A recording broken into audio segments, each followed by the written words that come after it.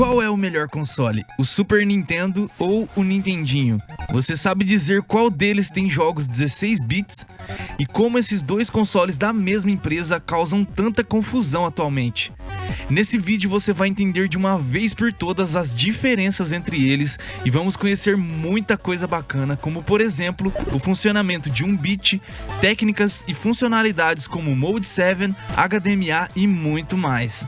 Salve seus fazedores de jogos, sejam muito bem-vindos a mais um vídeo aqui no canal DH Dev Studio. Meu nome é Douglas Henrique e já comenta aí qual jogo desses consoles ou dessa época que mais marcou a sua infância, ou até mesmo um jogo que você adorou, mas que ninguém conhece quando você comenta. Eu, por exemplo, curti demais jogar o Demon's Crest, mas pouca gente chegou a jogar esse jogo. E por favor, não esquece de se inscrever aqui no canal e ativar esse sininho para não perder nenhum vídeo topíssimo como esse que eu trago todo domingo aqui para vocês. Então, bora pro conteúdo. Apesar de não ter sido o primeiro videogame a ser criado, pois esse título pertence ao Odyssey Magnavox, o Family Computer, também conhecido como Famicom, foi um console histórico, capaz de reviver um mercado que já estava quase perdendo a sua força devido a uma intensa crise na época. O Famicom foi lançado em 1983 lá no Japão e tinha o objetivo de ser muito atrativo para as crianças daquela época.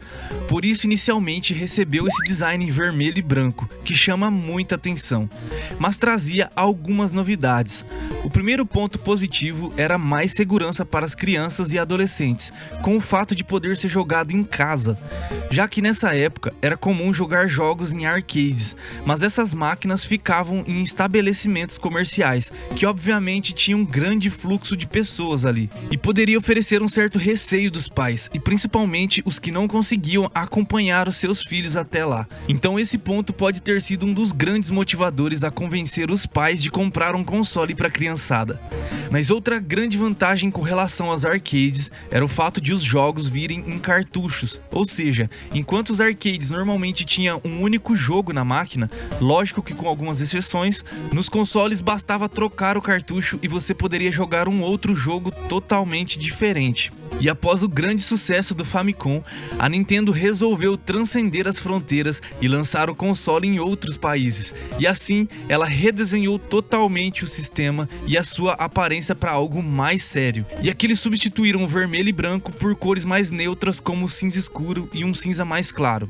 E em 18 de outubro de 1985, o Nintendo Entertainment System, ou seja, o NES, foi lançado oficialmente nos Estados Unidos. E aos poucos, nos anos seguintes, foi lançado em outros países, até chegar ao Brasil, onde também ficou conhecido carinhosamente como Nintendinho. Inicialmente, o Famicom havia sido planejado para ser em 16 bits, mas a empresa preferiu adotar o padrão de 8 bits para reduzir custos de produção na época, já que o sistema 8 bits era muito mais acessível. Mas o que são esses bits? Um bit, resumidamente, é a menor unidade de informação armazenada, e ela pode ter o valor de 0 ou o valor de 1. Para simplificar, imagine que dentro do processador do seu computador existem circuitos microscópicos que permitem a passagem de correntes elétricas. E esse circuito consegue interromper ou não essa passagem elétrica. Sendo assim, se estivesse passando energia por esse circuito, esse bit receberia o valor de 1. E caso não estivesse passando energia, ele receberia o valor de 0. E com isso é possível fazer combinações de bits. Por exemplo, em um sistema que combine 2 bits, é possível gerar 4 resultados diferentes. 00, ou seja, os dois circuitos estão desligados. 0 e 1, onde um circuito passa energia e o outro não. E seguindo essa lógica, teríamos ainda 1 e 0 e também 1 e 1. Ou seja, podemos usar essas variações como condições para executar algo. E galera, isso é muito parecido com o funcionamento do if e do else clássico que usamos na programação atualmente. Se o resultado for 0 e 1, faça algo.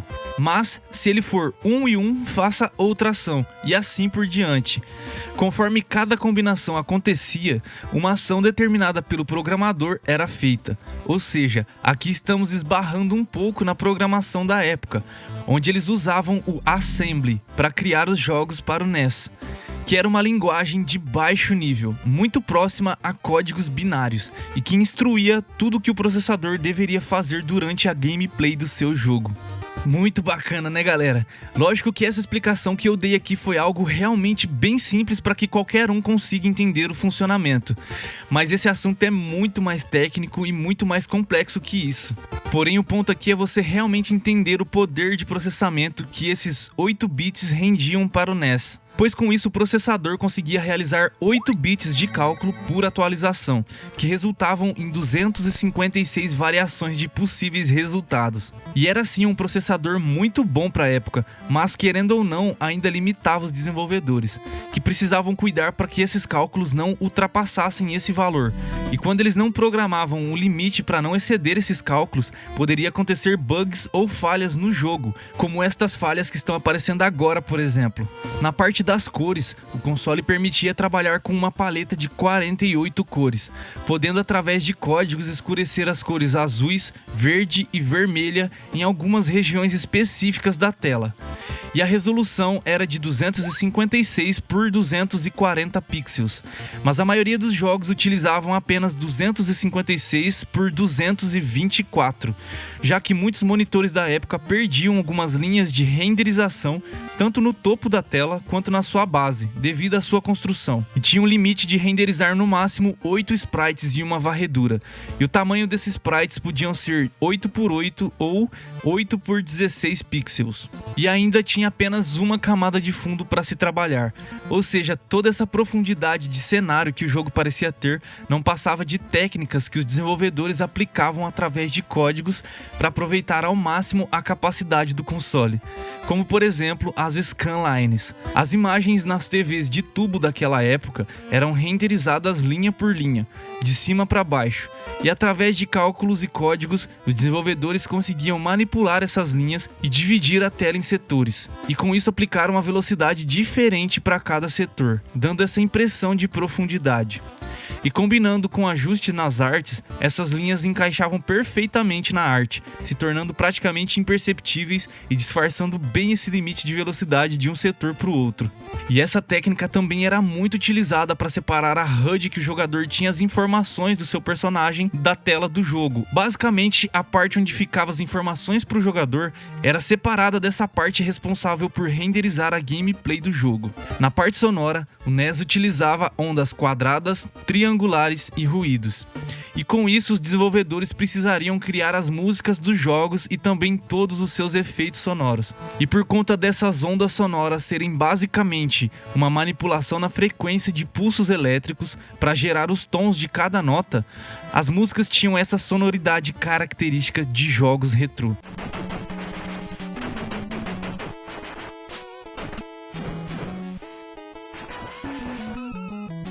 Mas que aqui nos jogos do Nintendinho poderiam soar um pouco mais suja, por conta do alto uso de canais de ruído nos arranjos. E mesmo com todas essas limitações e dificuldades, os desenvolvedores criavam inúmeros jogos extremamente divertidos e nostálgicos, como por exemplo o Super Mario Bros., Castlevania, Metroid,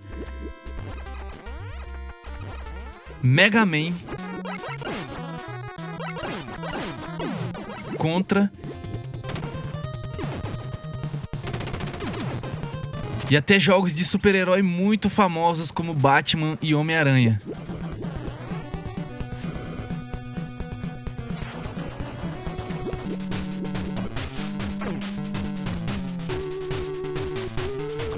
Mas por que muita gente confunde o NES com o SNES? Ou seja, o Nintendinho com o Super Nintendo. Qual deles é melhor? Eles são o mesmo console? E bom galera, basicamente a resposta é que o SNES, ou também chamado Super Nintendo, é um console totalmente diferente do Nintendinho.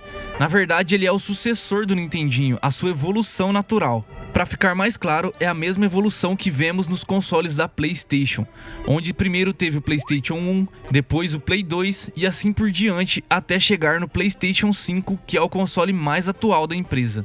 O Super Nintendo foi lançado em 1990 no Japão em 1991, primeiramente nos Estados Unidos e nos anos seguintes para o resto do mundo, e trouxe inúmeras melhorias com relação ao Nintendinho, não só para os jogadores, mas principalmente para os desenvolvedores. O processador saiu de 8 bits para 16 bits, ou seja, ele dobrou a sua capacidade.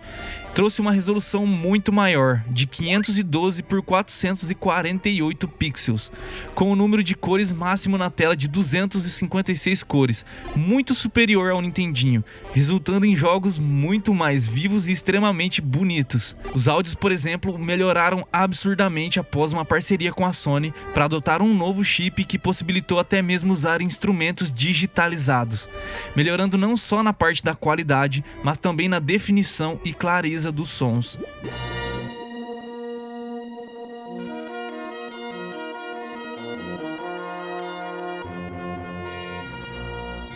Na parte da renderização gráfica, houve um grande salto, pois aqui os desenvolvedores já conseguiam trabalhar com múltiplas camadas de fundo, facilitando e melhorando o efeito parallax, por exemplo, descartando todo aquele trabalho que era feito através das scanlines. Podemos dizer que lá no passado, quando o Famicom foi idealizado para ser em 16 bits e no fim acabou sendo reduzido para 8 bits para diminuir custos de produção, era basicamente no Super Nintendo que eles estavam mirando. E de fato o Super Nintendo era tão mais poderoso que o Nintendinho, que mesmo ele tendo sido totalmente idealizado para jogos 2D, os programadores conseguiam, através de uma programação muito inteligente e eficiente, extrair alguns resultados 3D do console, combinando técnicas e funcionalidades incríveis como o Mode 7 e o HDMA, por exemplo. E só para você entender um pouco do funcionamento do HDMA e do Mode 7, como mencionamos anteriormente, as TVs de tubo da época faziam a renderização das imagens na tela através de linhas, onde um laser percorria de um lado para o outro do monitor, desenhando os pixels da imagem na tela. E o HDMA consistia em aproveitar a fração de tempo que o laser levava para fazer a sua atualização, ou seja, quando ele saía de um lado da tela e iniciava o desenho da próxima linha abaixo no outro lado da tela. É nesse exato momento que os programadores, através de cálculos e codificações precisas, conseguiam passar instruções para o sistema mover horizontalmente essa linha de posição em relação às outras linhas que já tinham sido renderizadas. E isso podia ser usado para gerar inúmeros efeitos muito úteis, como fazer os efeitos degradês no céu, mudando as cores das linhas e aproveitando a ampla gama de paleta de cores que o console permitia, movimento de água ou fogo, como aqui em Castlevania, por exemplo, e até gerar essa ilusão de 3D feito no jogo Axelay.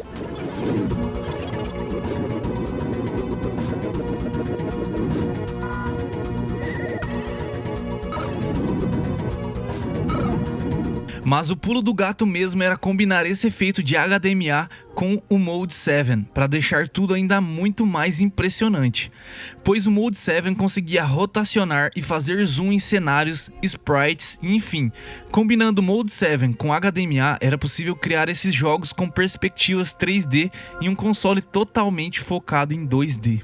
É impressionante demais como os desenvolvedores dessa época sabiam extrair o máximo dos recursos que tinham à sua disposição. Se compararmos com os dias atuais, criar jogos tem muito menos dificuldades complexas como essas.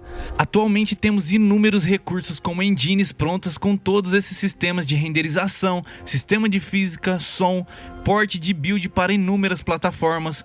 Um exemplo mesmo é a própria Unity, que te permite gerar uma build do seu jogo para computador, console, navegador web, celular. E na CSJ Academy, por exemplo, você encontra cursos completos saindo do zero para todas as áreas do desenvolvimento de jogos, como programação, pixel art, criação de músicas, modelagem 3D. E caso você tenha interesse em aprender a criar jogos, vou deixar os links abaixo aqui na descrição do vídeo. De fato, o Super Nintendo é muito mais poderoso que o Nintendinho, e isso se deve ao fato dele ser a sua evolução natural, ser um console lançado mais tarde, com muito mais recursos disponíveis e melhorias. Mas em questão de importância, os dois consoles são históricos, e ambos possuem jogos muito divertidos. Logicamente, cada um com sua limitação, mas foram responsáveis pelos momentos mais felizes de inúmeras crianças e adolescentes pelo mundo todo. E como eu sei que você gosta de vídeos sobre jogos retrô, no card a seguir vão ser recomendados mais 2 vídeos tão bons quanto este, cheio de curiosidades do desenvolvimento de jogos retrô para você. E se você você curtiu esse vídeo, não esquece de comentar o nome do jogo que mais marcou a sua infância de um desses consoles aí embaixo. Compartilha com mais pessoas e principalmente se inscreve e deixa o seu like, porque isso ajuda demais o meu trabalho aqui no YouTube, galera. Vou ficando por aqui, galera. Fique com Deus, forte abraço e até o próximo vídeo.